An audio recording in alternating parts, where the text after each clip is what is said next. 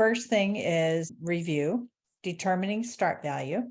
Level 10 starts at a 9.5, value parts, 3 A's, 3 B's, 2 C's. Bonus, the maximum is 5/10, and the maximum score is a 10.0.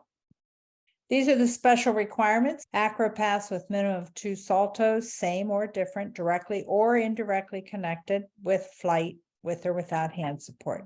3 different saltos, no aerials. A dance passage, a minimum of 2 different group 1 elements, directly or indirectly, with 1 leap that's 180-degree split. And a minimum C salto performed as the last salto or within the last salto connection. Bonus, maximum of 0.5 plus 1. The routine must show both a connection value of and D/E bonus, minimum of 1/10 of each. So if you have 1 DE, you can have then 4 CV or vice versa or a mixture, but you can't have all CV connective value. You have to have at least 1 DE. And then once you have a minimum of each of those, then the other 3 can be anything. But the maximum start value is a 10.0. There is an additional 0.1 for level 10s, and it's in all events, floor included. So to be eligible for the additional bonus of 0.1, total bonus has to be 6/10 or more, and one of those bonuses has to be an E acro. So an E dance will not qualify for the +1. And once you come up with your score, you just add that +1 back on.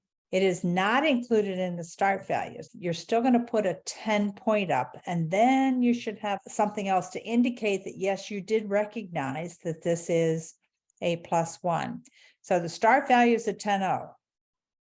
So on floor, no dismount attempted, which is not normally taken on floor, but you will have it occasionally. An early termination of the routine, which is not normally taken. However, if a gymnast gets injured and cannot continue, then that would be an early termination. Not too often at level 10, but occasionally you'll get one who forgets their routine and walks off. That would be early termination. A dismount element is a restricted element. In level 10, we have none.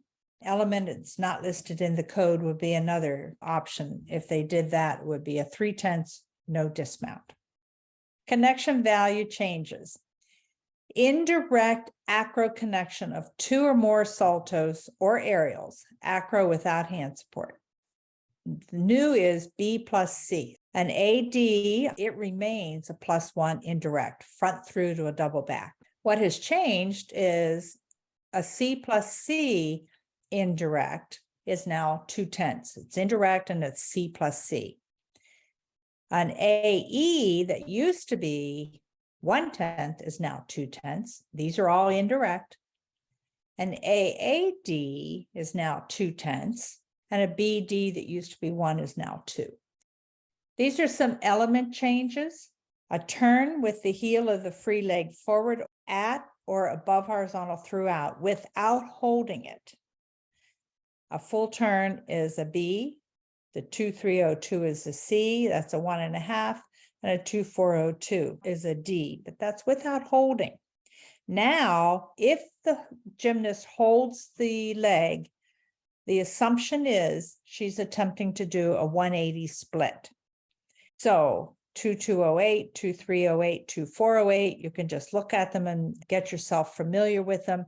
The idea is as soon as they grab the heel, you assume it's going to be 180. If they grab the heel and it's not 180, then you're going to take up to the 2/10 for lack of split. So you apply the same deduction that you would for lack of split in a leap. So in composition, for the choice of acro, not up to the level, it's up to 2/10. The assumption is with acro that they will have a D in every pass. Anything less than that, look at your chart. Choice of dance, not up to the levels, up to 0.2, and that is the minimum you want to see without going to your chart is that they have 3 C's. And if they don't have 3 C dance skills, then you're going to go to your chart and see what it is the deduction should be. And the dismount, not up to the level, you need to know what the minimum is. And therefore, if that's not what your minimum is, which is a D, then look at your chart and see if what they did still qualifies for no deduction. The performance of saltos in two different directions is a 0.1, so they have to do both of those two. This is a slight change. It used to be that aerials would count. They no longer count. Lack of full turn, minimum B is at flat 2/10. All right, this is some things I want to remind you of in execution. This is a change, a relaxed, incorrect footwork on non-value part throughout the exercise. It used to be up to 2. It's now up to 3. When something is increased, that usually means that we want you to pay attention to it. These are on the non-value parts. So the steps in between the acro, the steps in between the dance skills, are they heel first and then toe, or are they on toe? When they are doing the little chaîné turns, all the non-value part things, are they in high releve? These are the non-value parts throughout. So we're saying it's up to 3 now.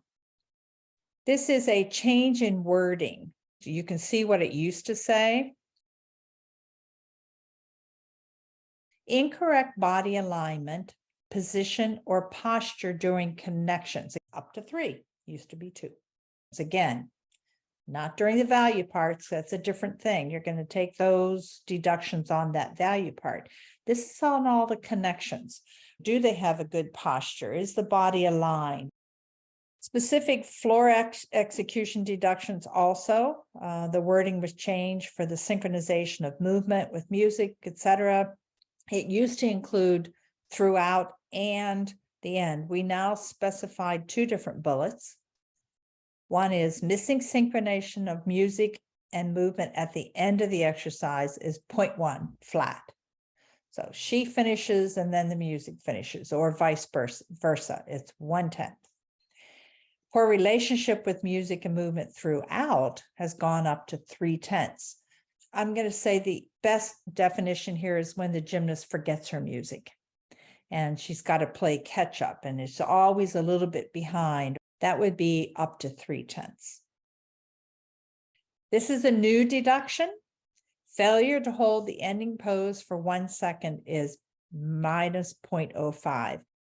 In artistry, under the lack of variety in choreography, we wrote in poses, phrases, and connections. One of the examples here is unnecessary adjustments or steps without choreography. They stop and go step, step, step back into the corner. Those would be considered unnecessary movements. And you'll see in the routines, we write that as an XM. You can do however you want to denote it, but it needs to be noted on your paper that it was movement without choreography. It is a new rule now that if the music stops during the routine, the gymnast has a right to continue or she can stop. Either way, the routine begins at the point where the music stopped, if she chooses to do it again. So she cannot repeat the entire routine. So routine starts and the music stops. The chief judge is now going to have to notate where that music stopped. If the gymnast continues, that's fine. She can get a score and be done. But if she chooses to repeat, you start judging where the music stopped.